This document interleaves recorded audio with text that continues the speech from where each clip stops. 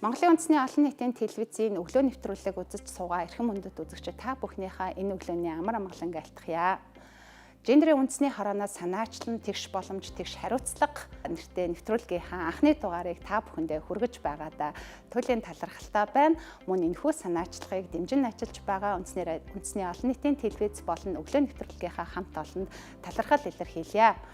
Өнөөдрийн анхны дугаараараа та бүхэндээ хичээлийн шинжээл тэр дундаа хүүхэд бүр цэцэрлэгт хамрагдана гэсэн түүхэн болоод онцлог энэ шийдвэр гендерийн хувьд хэрхэн мэдрэмжтэй байгаа мөн энэ шийдвэр маань гэр бүлд ямар үр дүн ач холбогдол ээлтэй бодлогыг хэрэгжүүлэх юм боломжийг бас олгож байгаа талаар та бүхэндээ танилцуулахыг хүсэж байна. За хүүхэд бүр цэцэрлэгт хамрагдана өнөөдрийн Монгол улсад цэцэрлэгийн насны 300 орчим мянган хүүхэд, за тэр дундаа цэцэрлэгт хамрагдаж чадаагүй 70 орчим мянган хүүхэд байна. За үүнээс Монгол улсын цэцэрлэгийн нийт багтаамж төр болон хувийн хвшлээ бид нийлүүлэх юм бол 1453 цэцэрлэг үндэсний хэмжээнд үйл ажиллагаагаа явуулж байна.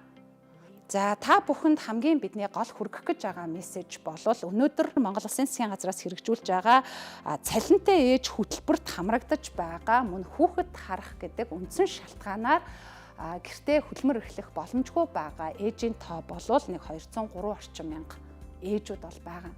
Тэгэхээр өнөөдөр засгийн газраас хэрэгжүүлээд байгаа боловсролын яам бүх шатандаа төр бүхий л нөөц хүчээ ашиглаад өнөөдөр хүүхдүүдэд цэцэрлэгт хамруулахын шийдвэр яг одоо хэрэгжээд явж байгаа. Гэтэл энийг бид нар илүү нэг өнцгөөсөө болвол хүүхдийн хөгжлийн асуудал, хүүхдийн хамгааллын асуудлыг бид нар шийдвэрлэж байгаа. Тэгвэл нөгөө дээгүүр бид нар гендерийн асуудал нь бол энэ 203 орчим мянган ээжүүд маань хөдөлмөр эрхлэх боломж нь бүрэн бий болж байна гэдэгт энэ өөрөө давуу тал буюу ач холбогдол нь оршиж байгаа.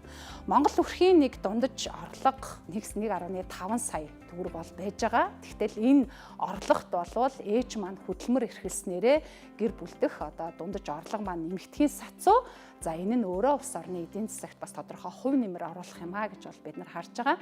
Яагаад гэвэл өнөөдөр Монгол улсын хүн ам болвол тэнд баг ойролцоо тоотоогоор төрж байгаа. За бид нар 3.4 сая гэж үзвэл хөдөлмөрийн насны хүн ам бол бас яг адилхан 50-50%.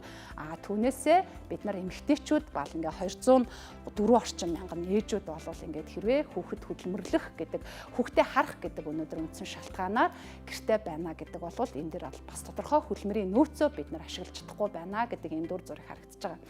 За Монгол хүний олон улс ер нь дэлхийн улс орнуудтай харьцуулахад Монгол хүн бол хүүхдтэйгээ ер нь илүү юм ойр дотн байдаг. Хүүхэд бол Монгол хүний хувьд бол эрхэм дээд байдаг. Яагаад тэгэхээр бид нар хүүхдэд төрүүлсэн цаг мөчөө сургуулийн бүх шатны боловсрал, за дараа нь аав ээж болох, гэр бүлээ байгуулах, за дараа нь ач зээнрээ гаргах гэдэг ингээд Монгол хүн бол илүү өргөтгсөн гэр бүлийн хэлбэрээр амьдардаг. Аав ээжтэйгээ, эмээ өвөөтэйгөө тэгээд энэ бол юм нэгт юм сашгүй юм холбоотой байдаг. Тэр хүрээндээ энд хамгийн их гүйцэтгэдэг нь бол ээжүүд буюу эмэгтэйчүүд байдаг. Тэгэхээр энэ тоо хүртэл өнөөдөр бид нарт бас ингээд 203 орчим мянган ээж энэ шалтгаанаар хүүхдээ хараад байж байна. Тэгэхээр бидний онцлох гээд байгаа зүйл бол юу байгаад байгаа вэ? Тэгэхээр яагаад бид нар хүүхэд харахыг хөдөлмөр эрхлэхийн уруу хамааралтай өнөөдөр сонголтыг бас тулгаад байгаа вэ? Та зөвхөн хүүхдээ хаар үгүй бол ажил хий гэдэг. Гэтэл ээж болвол аав болно хүүхдээ харангаа ажиллаа хийх бас энэ боломжийг өнөөдөр бий болгох. Тэгэхээр төр үүргийнхаа хувьд энэ боломжийг бий болгож өгнө гэдэг бол хөдөлмөрийн насны эмэгтэйчүүдтэй ажиллах тэр үндсэн эрхийг нээж өгж байгаа. Нөгөө талаар бид нар өрхийнхээ орлогыг өнөөдөр дэмжиж өгж байгаа. Нөгөө түгээр өнөөдөр аав ээж бас гэр бүлдээ орлоготой, цалинтай бүгдээрээ хөдөлмөр эрхлэх, хүүхдүүд боловсролд хамрагдах энэ аз жаргалтай орчинг бид нар бий болгоход хувь нэмрээ оруулж байгаамаа гэдгийг онцолж хэлхийг хүсэж байна. Мэдээж өнөөдөр хүүхдээ харж байгаа аавууд манд бас байгаа. Гэхдээ аав ээжийн тоог бол та бүхэн дэлгэцний харахад бол харьцуулшгүй байгаа. Тэгэхээр илүү бид нар ээжүүдийнхаа хөдөлмөр эрхлэлтийг дэмжих нь бол энэ маш том тийм шийдвэр болж өгч байгаамаа гэдгийг бид нар харах нь зүйтэй байна. За бид нар цаашид энэ хэрэгжилтийг бас хэрхэн бид нар дүгнэх вэ гэдэг аюул чухал байгаа. Мэдээж засгийн газар өнөөдөр шийдвэрээ төр боломжийнхаа хэрэг шийдвэр бол гарсан. Боловсролын байгууллагууд бол бүх шатандаа зохион байгуулалтаа хийж байгаа.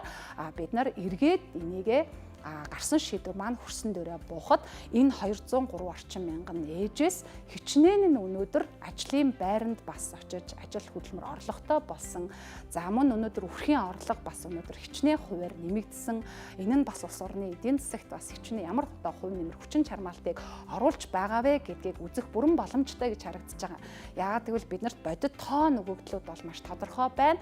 Тэгэхээр энийг бид нар дүгнэж одоо цэгнэж чанарын хувьд өөрчлөлт гарч байгааг эргэж тайлагнах ийм ач холбогдол үр дүн бас байгаа гэдгийг бол онцолж хэлхийг хүсэж байна. Дараагийн нэг зүйл нь бол юу байгаа вэ гэхээр хөдөлмөр нийгэм хамгааллын яам дээр хөдөлмөр эрхлэлийг дэмжих чиглэлээр бас олон хөтөлбөрүүд хэрэгждэг. За тэрний маань нэг бол энэ эмэгтэйчүүдийн хөдөлмөр эрхлэлийг дэмжих хөтөлбөр байгаа.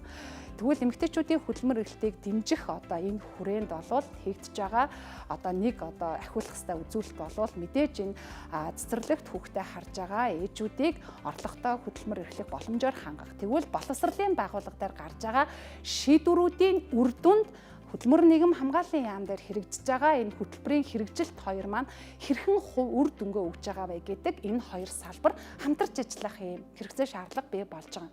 Тэгэхээр өнөөдөр нөгөө бидний байнга ярьдаг салбар дундын хамтын ажиллагаа сул байна гэдэг. Гэтэл гендерийн асуудал өөрөө салбар дундын хамтын ажиллагаа, төр хувийн хвшил иргэний нийгмийн хамтын ажиллагааг үргэлж дэмжиж байдаг.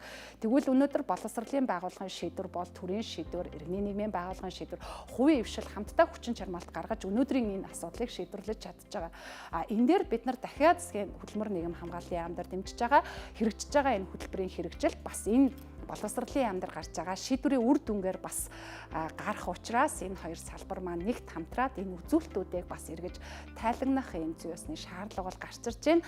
Яг өнөөдөр цэцэрлэг сургуульд хүүхдээ өгж байгаа аав ээжүүдийн хүүхдтэй аав ээжүүдийн тоо бас биднэрт тодорхой байх хэрэгтэй. Тэгээд дээр нь үнээс хичнээн нь бас өнөөдөр орлоготой хөдөлмөр эрхэлж байгаа вэ гэдгээ гаргаад энэ нь өөрөө өрхийн орлого хэдүүгээр нэмэгдэж байгаа вэ гэдэг энэ үр дүнг бидний байнга хэлээд байгаа гендерийн дүн шинжилгээгээр гендерийн линзээр одоо харах нь зайлшгүй чухал байгаа гэдгийг онцолж байна.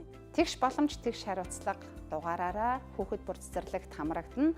Шийдвэрийн хүрээнд хэрхэн гендерийн мэдрэмжтэй шийдвэр энэ нь гэр бүлд хэрхэн ээлтэй бодлого болж тусч байгаа талаар та бүхэнд хүргэлээ.